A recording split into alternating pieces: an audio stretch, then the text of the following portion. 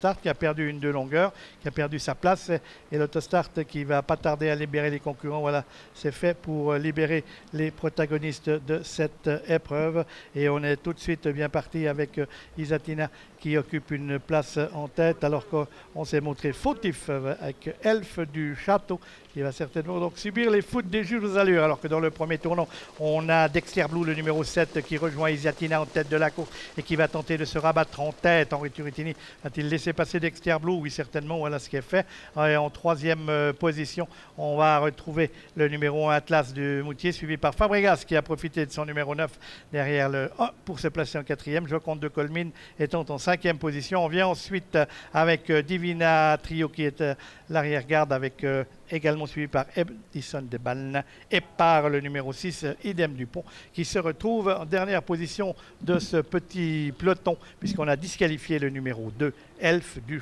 Château.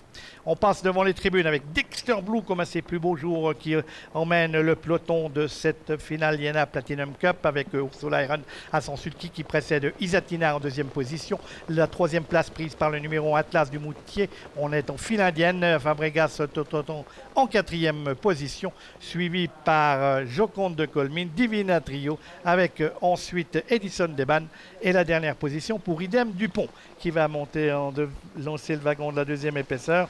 On voit que Idem Dupont s'est un peu décalé pour aborder la ligne opposée. Peloton toujours emmené par Dexter Blue, alors que Idem Dupont passe le peloton, enfin progresse côté extérieur dans la ligne opposée pour tenter de se rapprocher de la tête de la course. On voit que le cheval est quelque peu braqué, alors que toujours en tête on a Dexter Blue qui a le meilleur devant Isatina, avec Atlas de Moutier en troisième position. On l'air qu'on essaye de venir côté corde avec Fabregas, le numéro 9, qui vient à l'intérieur du numéro 1. On est là également avec Joconde de Colmine, suivi comme son ombre par le numéro 4, Divina Trio.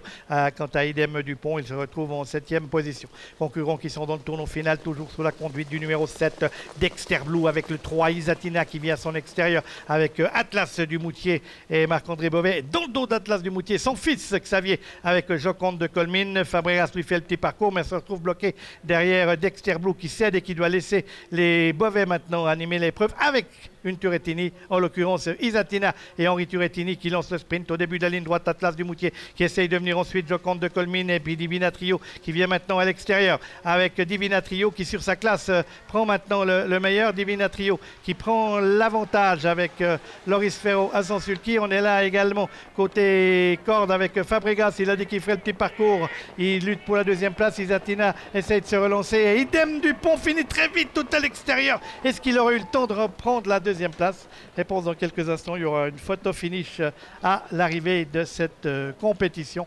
avec donc sur sa classe le numéro 4, Divina Trio, sur sa pointe de vitesse, qui s'impose. Donc à l'arrivée, on va mettre le 4 Divina Trio. Pour la deuxième place, ce sera certainement Idem Dupont, le numéro 6, qui a terminé à 100 à l'heure et qui va s'octroyer la deuxième place. Le troisième, il y aura une photo très serrée entre Isatina et également Atlas ou Joconde de Colmine, un des deux Beauvais. Mais en tout cas, la victoire est pour le numéro 4 Divina Trio devant le 6 Idem Dupont.